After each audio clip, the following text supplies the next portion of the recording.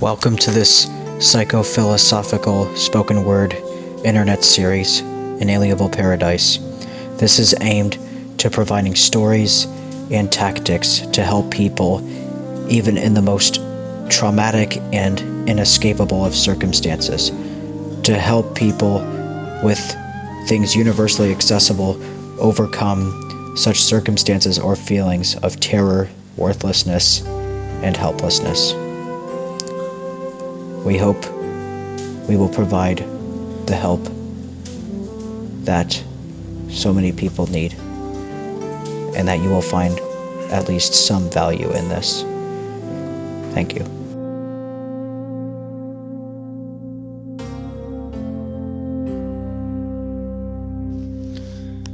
Welcome to another edition of Inalienable Paradise, presented by yours truly, Jon.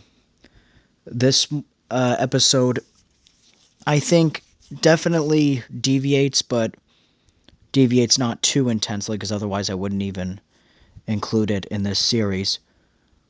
But this is I believe, in the same spirit of what this series is about, which is universally available and applicable tools to transform horrible days into good ones, regardless of who you are and where you are. And in, I guess, a pretty bold move, I am going to introduce a new meditation, a new technique that I have created, out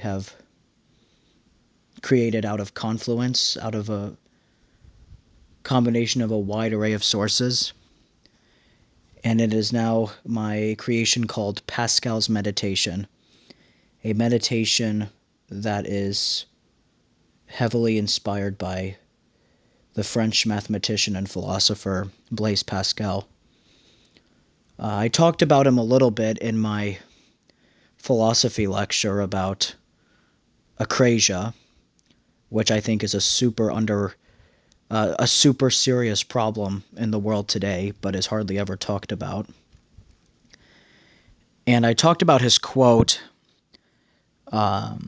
that I thought summed up acrasia perfectly, which is, "The heart has its reasons for which logic knows nothing of."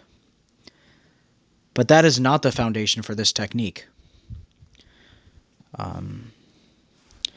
The foundation of this meditation, of this technique, comes from another quote of his, which goes as follows: "One half of the ills of life come because men are unwilling to sit down quietly for 30 minutes to think through all the possible consequences of their acts."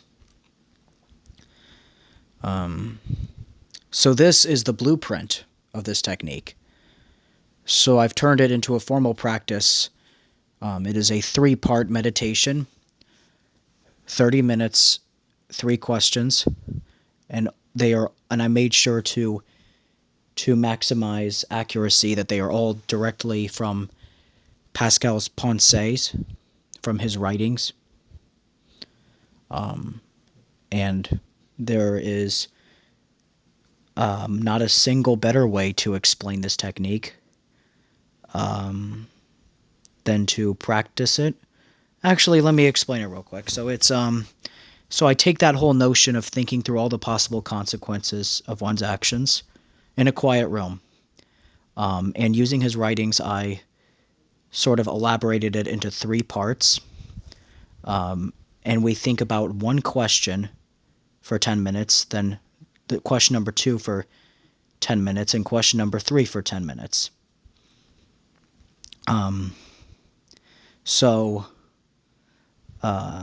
And what those questions will be and where they come from will be explained later. And let's, I guess, do this guided meditation right now. Let's do this guided meditation. So I will take a few seconds for whoever's listening to find themselves in a quiet room. So just be very relaxed.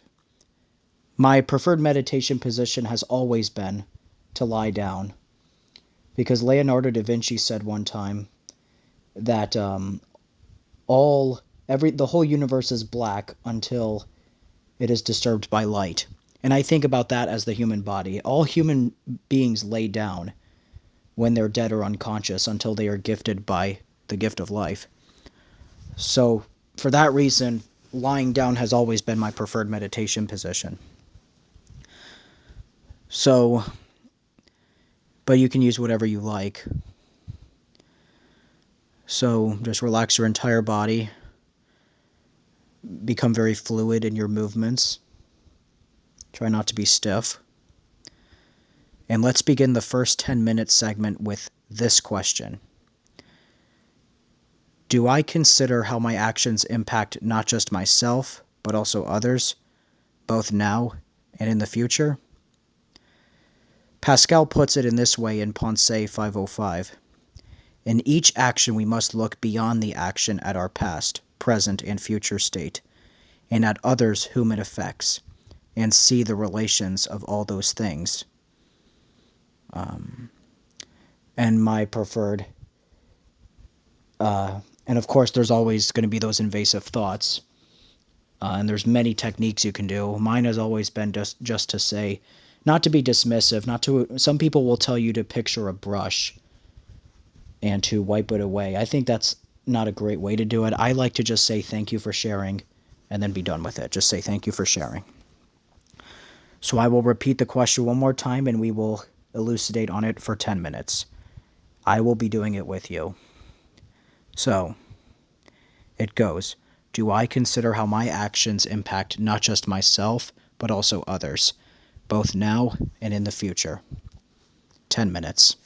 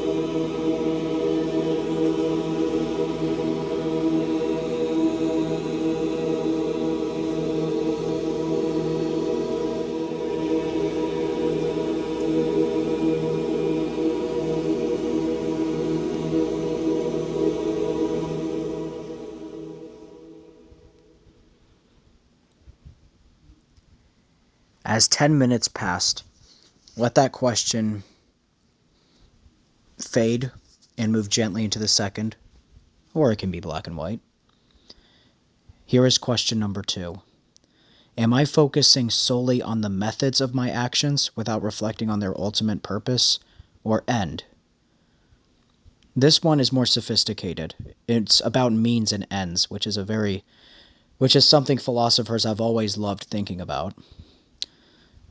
Pascal, again, in Pensée 506, warns us in this, saying, "May God not impute to us our sins," i.e., all the consequences and upshots of our sins, which are dreadful, even those of the smallest faults.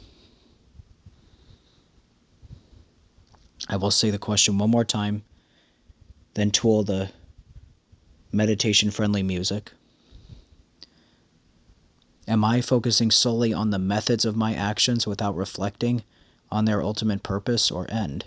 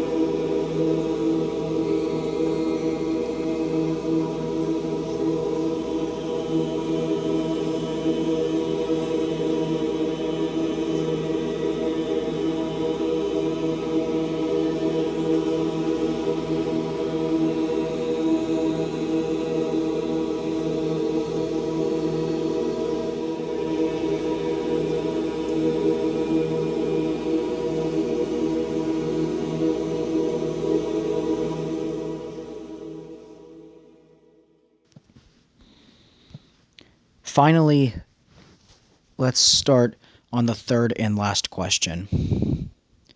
Do I underestimate the potential far-reaching consequences of even my minor faults? This one, I guess, this is the most psychoanalytical, because this might bring up a lot of trauma in people. It has for me. It's a continuation, and it definitely deepens the weight of this. And the same Pensée 506 applies. Let it echo. Let it challenge you. Minor faults often escape our scrutiny, but here we linger with them.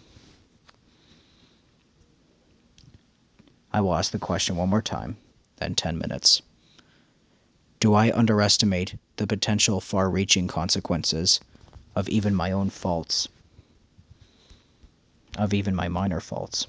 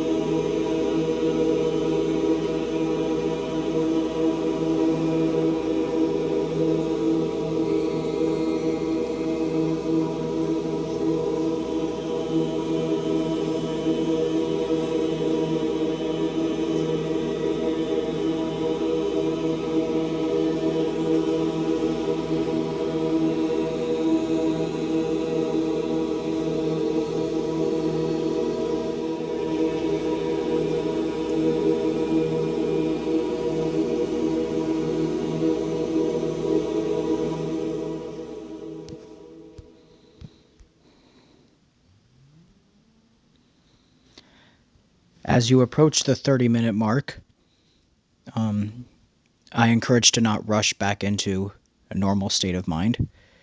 Let them return very organically. Let go of the questions, because I don't think these questions and the very divine practice of forgiveness could go together. I think forgiveness has to come after. And let the silence end, not by you, but by the world. And when you're ready, open your eyes. There's no need to get up quickly. And let the world let you reacclimate.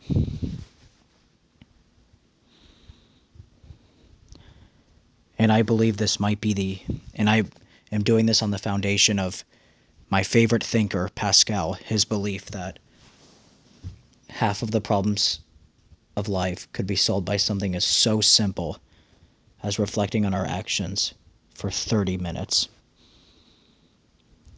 And what we've just done is, I think, very rare. Structuring time around ethical awareness. This was my attempt to use Pascal as not just a name written in history, but also as a guide in relevant practice today. This is not reacting from history. This is thinking in action. This is meditation through moral clarity. And I hope, truly, you return to it again. Thank you.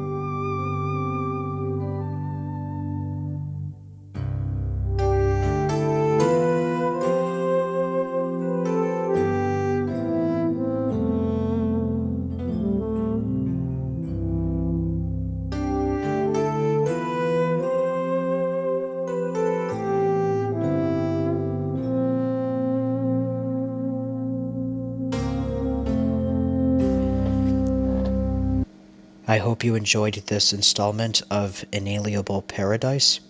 If you are in some need to talk with or connect with another person, my top resources would be 7cups.com and the Upper Room Crisis Hotline at 1-888-808-8724. And they are both free of charge. And I will top this off with a Carl Sagan adage: even through your hardest days, remember we are all made of stardust.